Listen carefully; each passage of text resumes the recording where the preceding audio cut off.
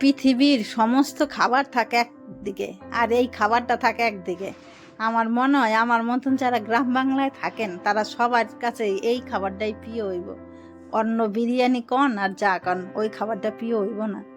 আর কিভাবে এটা বানাইলাম, এই খাবারটা কিন্তু আমাদের গ্রাম বাংলায় সকালবেলা কিংবা রাত্রিবেলাও বিশাল চলে। কীভাবে বানাইলাম সেইটাই আমি দেখাইতেছি। তার আগে আমাদের বাঙালি রান্নার তরফ থেকে আপনাদের সবাইকে স্বাগত জানাই।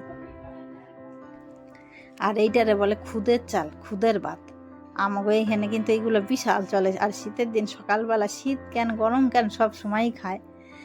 চাল যেই ভাঙা চালগুলো থাকে, মানে আমাদের তো ধান ঘরের ধানেই থাকে, সেইগুলো ভাঙায়। সেইগুলো ভাঙানোর পরে যে ঝাড়ার পরে যে চালগুলো বেরোয় সেইগুলোই আমরা, মানে ভাঙা ভাঙা যে চালগুলো বেরোয় সেইগুলাই আমরা এরকম খুদের ভাত হিসাবে আমরা খাই। আর সেই মানে এটা তো ভালো চাল না, ভাঙা ভাঙা, তাই আমরা এগুলো সকালের দিকেই খাই। যাই হোক, এখন আমি আর গ্রামে থাকি না, এখন থাকি আমি অন্য জায়গায়। তাই সেই রকম খুদ পাই নাই, কিন্তু পাইছি এর থেকে আরও পরিষ্কার খুদ। সেইগুলা একটুখানি ভালো করে ধুইয়া, এইবার যেই চাল নিলাম সেই বুঝে কিন্তু জল দিতে হবে, কারণ জলটা একবারে দিতে হবে, বারে বারে দেওয়া যাবে না। এর জন্য মাইপা একটু জলটা দিতে হবে। আর এর মধ্যে সিদ্ধ দিয়ে দিলাম আলু, গাঠি কচু, সিম, কাঁচা লঙ্কা আর একটু নুন। এবার এইগুলা দিয়ে ঢাকা দিই আর গ্যাসের ফ্লেমটা একটু মিডিয়াম করে দিই। 7 থেকে 8 মিনিট পরেই কিন্তু রেডি হয়ে যাবে গিয়ে আমাকে খুদের ভাত। আর এইদিকে অন্য একটা কড়াইতে রসুন আর কালো জিরা ভাজে নিলাম। আর আনছি কতগুলা হচ্ছে কুমড়া পাতা, দেখেন কত সুন্দর কচি কচি। এই পাতাগুলো এবার কড়াইতে দিয়া একটুখানি জল দিয়া আর একটুখানি নুন দিয়া এবার সিদ্ধ করে নিব। নুন দিলে আর একটুখানি জল দিলে পুরো একদম নরম হয়ে যাবো গিয়া। আর এই কুমড়া পাতাটা সিদ্ধ হইতেও কিন্তু 5 থেকে 6 মিনিট সময় লাগবো।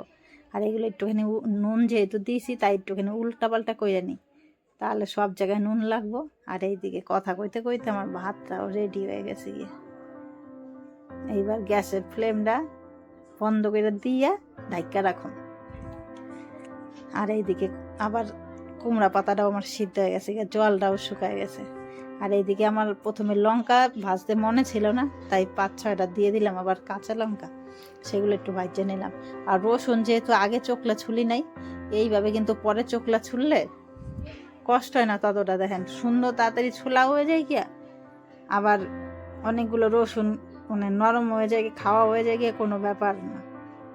যাই হোক, এবার কাঁচা লঙ্কা, রসুন, কালো জিরা এগুলো দিয়া সব বাইটটা মিহি করে নিলাম।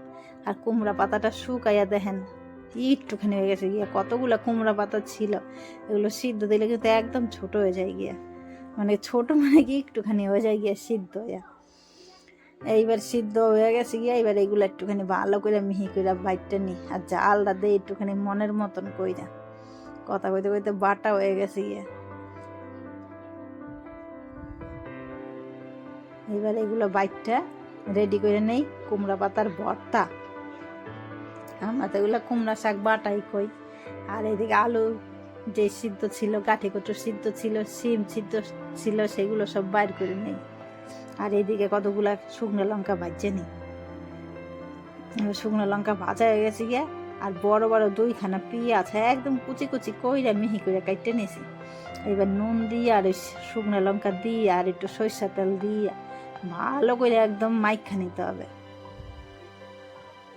পুরো একদম সুন্দর লাল লাল আর মিহি হয়ে যাবে গিয়ে একদম পেঁয়াজটা।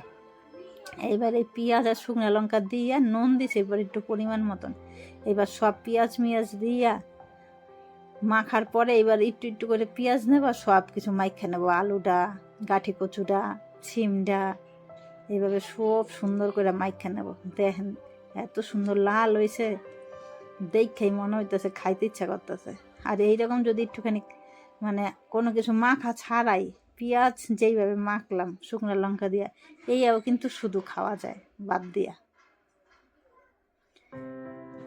এইবার সব কিছু দিয়া বাদ দিয়া মানে সকালবেলার খাওন কিংবা রাত্রিবেলা অমৃত ফেল। যাই হোক, কাদের বাড়িতে এইরকম খাওয়া হয় সেটা একটুখানি কমেন্ট করে জানায়েন। ভালো লাগলে অবশ্যই একটা লাইক আর সাবস্ক্রাইব করেন। দেন সব মাখা আমার কমপ্লিট হয়ে গেছে গিয়া। এইদিকে ভাতও বাইরে নেই এক থাল, কারণ এইরকম ভাত হইলে আমাকে বাড়িতে সবাই একটুখানি বেশি খায়। আর এর সাথে কিন্তু আর অনেক রকম বাটা থাকে, আজকে আমি এই বাটাটা দিয়েই, এই কয়েকটা বাটা দিয়েই আমি ভাতটা বাইরে নিতেছি। তার সাথে যেই মানে কাঁচা লঙ্কা সিদ্ধ দিছিলাম সেইগুলা, আর ভাতের মধ্যে যেহেতু একটু নুন দেওয়া, খাইতে এত সুন্দর লাগে না।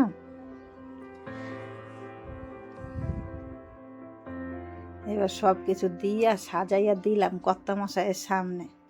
খাইয়া কইল দারুণ হয়েছে, দারুণ। আর আপনাদেরও আবার কইতাছি, ভালো লাগলে অবশ্যই একটা লাইক কইরেন, পারলে একটুখানি সাবস্ক্রাইবও কইরেন।